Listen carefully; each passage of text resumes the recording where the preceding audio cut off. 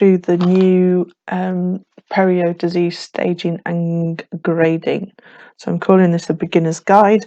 It'll give you an overview of how it's done, and then from there you can go and do some more research. Specifically, the BSP Perio site has a number of the papers that have been written on this, and a full outline of explanations, as well as webinars that you can sign up to. And yeah, go with that. Okay, so one of the things about this is we're going to keep it simple. All right, I'm going to give you an overview of two flowcharts that the BSP Perio have created, and then go through the grading and staging, and give you an explanation of each of those. Okay, so if we go to, let's go over to here. I don't quite want that yet. Are we in the box? Check that we are recording in there. Maybe make this a bit bigger. I wish I hadn't. There we go. Okay, so this is from the BSP Perio site, and effectively this shows, as it says, implementing the 2017 classification of periodontal disease to reach a diagnosis in clinical practice. Okay, so this is using the BPE and is based upon the BPE, and then so this is the initial stages and how that relates to treatment, and then we'll go on to the grading and the staging in afterwards. So we all start with the BPE. We've got codes from 0 to 4, and you can see from the top here that they would follow different flowcharts.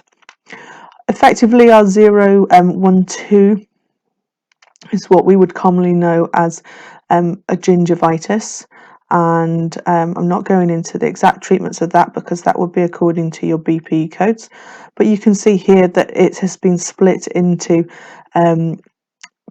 bleeding on probing. So it's using less than 10%, between 10 and 30%, and more than 30%. So you can see here that anything of less than 10% of bleeding on probing would be considered clinically gingival health. Okay, anything between 10 to 30% would be considered as a localized gingivitis, and if there was more than 30% of bleeding on probing in the mouth, it would be considered a generalized gingivitis. Okay. And again, it's talking about the diagnostic should include a comment on the plaque retentive factors where a BPE of code 2 is present. So therefore, if you, for example, if you've got overhangs or crown margins and so on, then that would come into that area there. Right. Moving on to code 3s. Now, no obvious evidence of interdental recession. We're doing radiographic assessments as required, and if you remember that sometimes a code 3 can have false pocketing, and with initial therapy we can actually that can reside, and possibly the false pocketing would actually reside to meaning there was no subgingival work needed, and it was all basically a form of gingivitis. So we're going through our initial therapy as we've been doing, taking really good oral hygiene instruction, removing any gross calculus, etc., and we're then leaving the patient for 3 months to then come back and do the localized pocket 6-point periodontal charts as we require them. From that, we'll determine whether we've got no pockets, and then there's no evidence of bone loss and so on, and we will continue with the pathway of a BPE of 0, 1, 0, 1 and 2. Okay. However, if there is pockets of equal to or greater than 4 millimeters and radiographic evidence of bone loss due to periodontitis, we're then going to carry on and go on and follow a code 4 pathway. Okay, so we either have a gingivitis of codes 0, 1 and 2. We have an intermediary in a code 3 where we do our initial therapy, and after that is going to be, is it following the pathway of a code 012 in a BP, or does it continue on the code 4 pathway? This is to do with any pockets if they're greater than or equal to 4 millimeters, and if there's radiographic evidence to suggest bone loss for periodontitis. So, code 4, if we go into that, we're looking for areas of interdental recession, we're doing the appropriate radiographic assessment, and we're doing full periodontal 6-point pocket charting. Okay. From there, it comes out to the pattern, or you're looking at the extent of the disease, and from that they're going through, is it a molar incisor pattern, is it less than 30% of teeth involved, therefore it's a localized periodontitis, or is it equal to or greater than 30%, which means it would be a generalized periodontitis. And again, this will go into more detail when we look at the staging and grading. Okay, so I'm going to give you an overview of, so if we go down here, this is our staging and grading flowchart. Have I got it all on?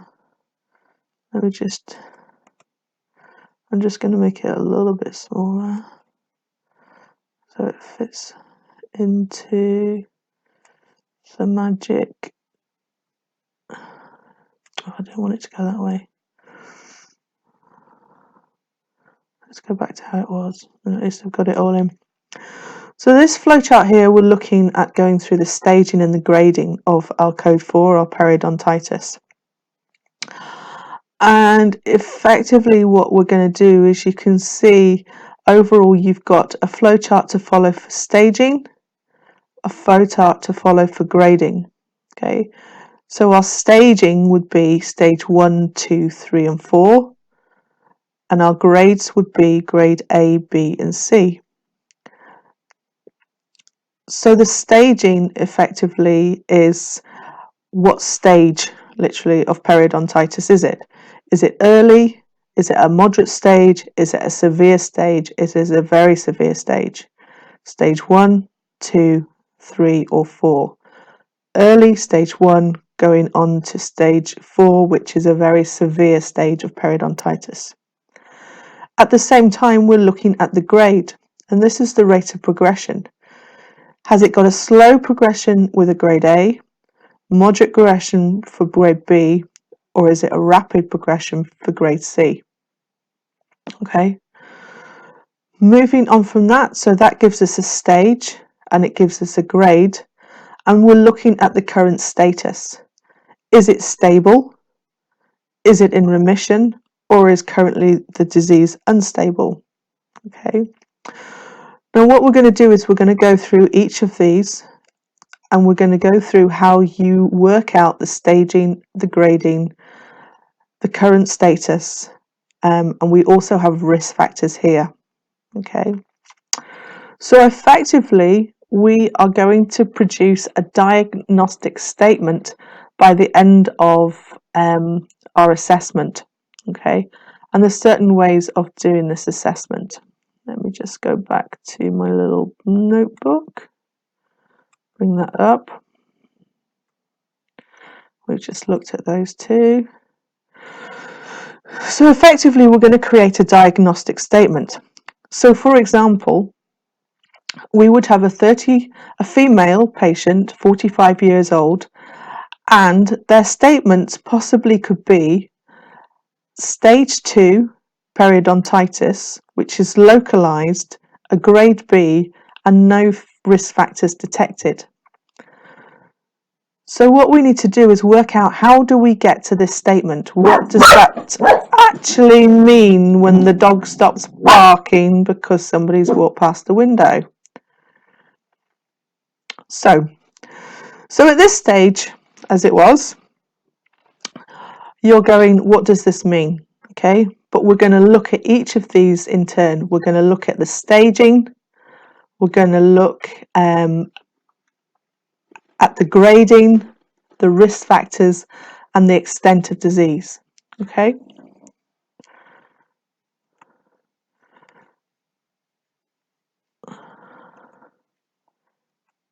Okay.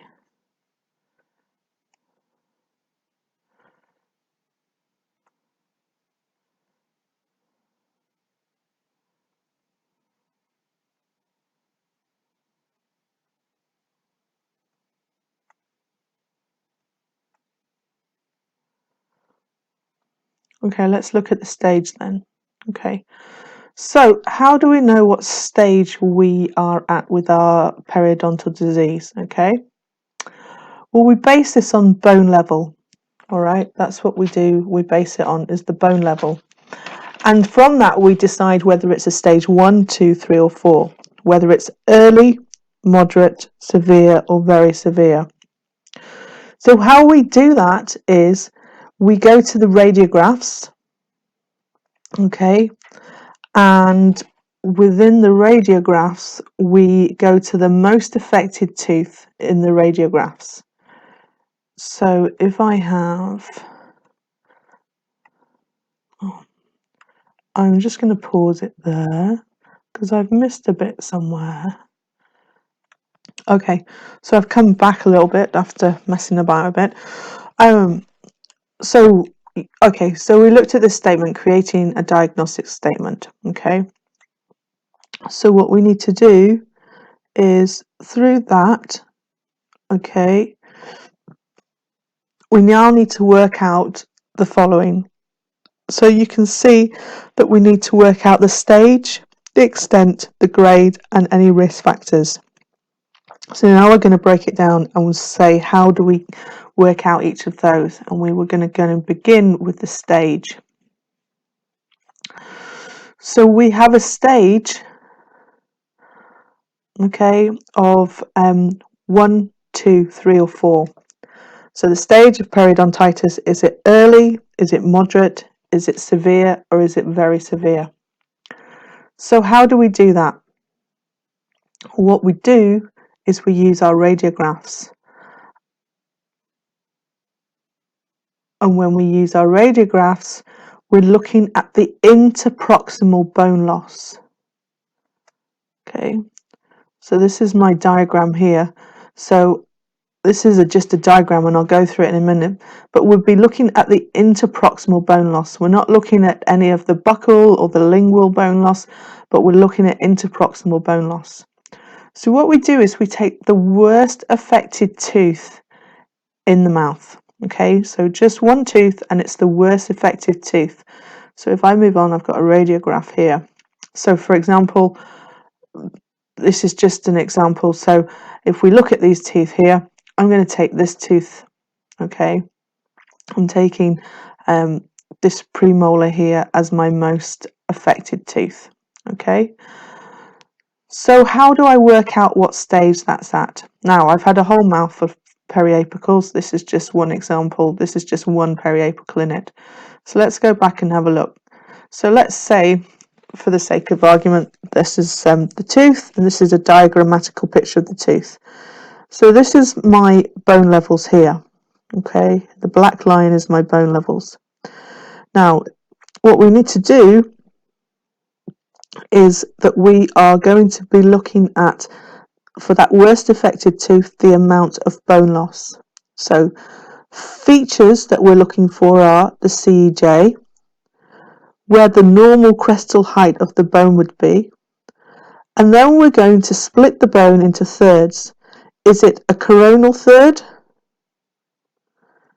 Is it in the mid third?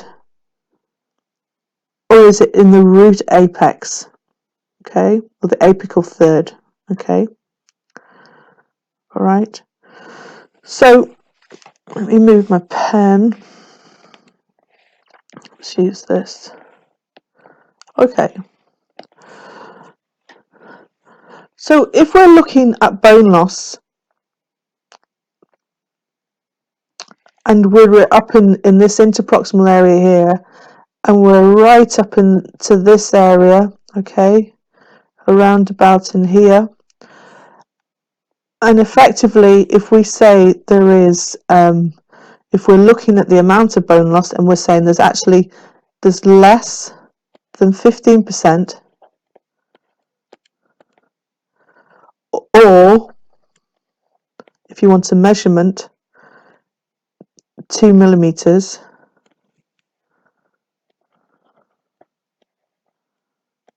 My millimeters aren't very good. So if it's in this area, if there's less than 15% bone loss on that worst affected tooth, or 2 millimeters, that would be stage 1, and that's early. Okay. Okay. So remember, we're looking at the interproximal area. Okay. And at this stage, for example, let's put another color in. So I'm going to just my pen. Let's just put a purple in as an example. So if we say the bone level was up here, okay, it's just about at the crestal height. Okay, so there's a very slight bone loss, and there's less than 15% bone loss, or it's approximately 2 millimeters. This would be an indication that we are at stage 1, early periodontitis. Okay, early, stage 1. Okay, let me just undo that. Okay, so what would stage 2 be?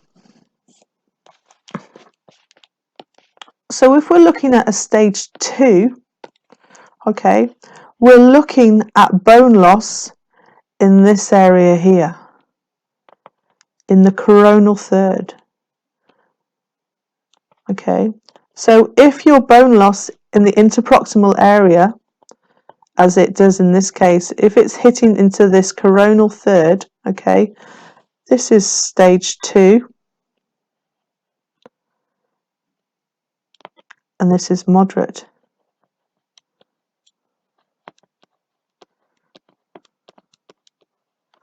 Okay, I'm just going to put 1 early up here,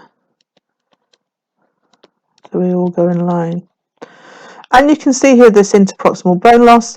This is where the level is. You can see it's in that coronal third of the root. Therefore, it's a stage 2 moderate. If your bone loss is entering this area, I'll just get the rubber. Let's change that a bit. Pen. I'll just join that back up. So if your bone loss in the interproximal areas is hitting in this area here, let's put some bone levels across here.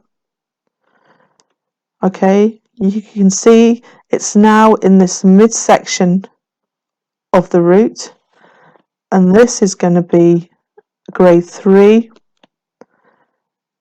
and this is severe. And then finally, let's go rid of that. Sorry, I just do this. Oh no, I don't want to do that. Let's do that. Let's get rid of that. Redraw our tooth.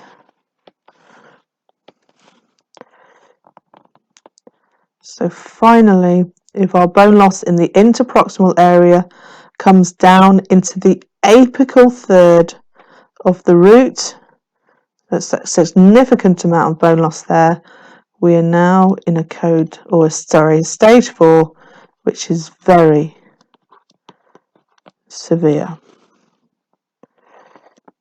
Very severe. Okay, so this is the stage.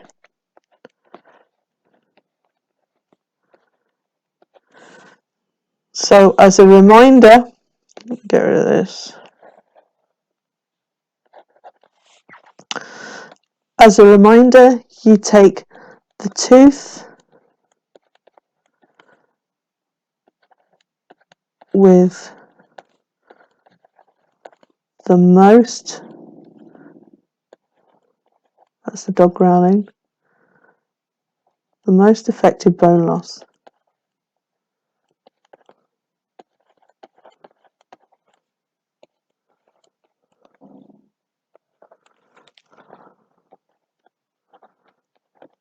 In in the mouth, okay? So the tooth with the most affected bone loss in the mouth.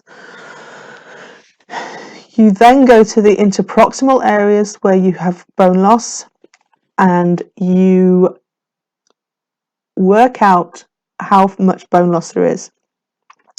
If it's less than 15%, up to 2 millimeters, then we're looking at stage 1 early, okay? If the bone loss is starting to come into this coronal third, okay, the coronal third, then we're looking at stage 2, which is moderate. If the bone loss is going deeper and is starting to go into the midsection of the bone, into the midsection of the root, okay, into that area, then we're looking at the bone loss being severe. And if the bone loss interproximally is starting to go virtually or into that apical third of the root, that's very severe. That's your stage, either stage 1, 2, or 3. Early, moderate, severe, or very severe. Stage. Okay, so what's next? Let's have a look at a tooth. So this was an example. Now, for this patient, there was more periapicals available. I'm just using this as an example to show you on a radiograph. So if we look at here, so this will be our crestal bone level.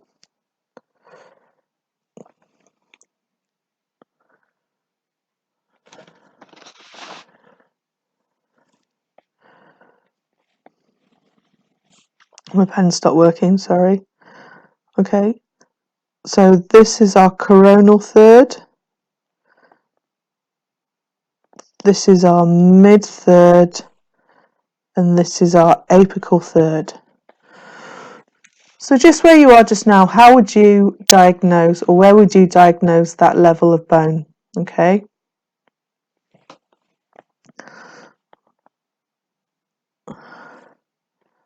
So this is the coronal area.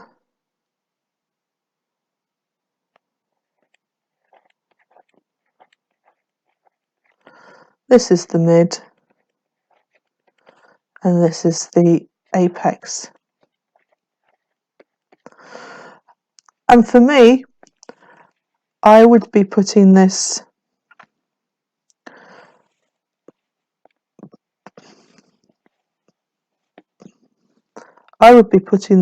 bone loss is at a stage 2, and that's moderate. Don't spell moderate. I've looked at the interproximal areas. I can see here the bone loss is going down into that coronal third. It's not quite at the mid yet, therefore I'm going to put that as a stage 2. Let me write this out again. Pens, they're all very good, aren't they, when you do these sorts of things. Done. I'm not stopping. Let's go back and do that. Let's go back to the pen, back to here. So it's in that coronal third, so it's a stage 2, and it's moderate. Okay, so this is the staging, stage 2. Okay, I hope that explains how to look at it onto a radiogram.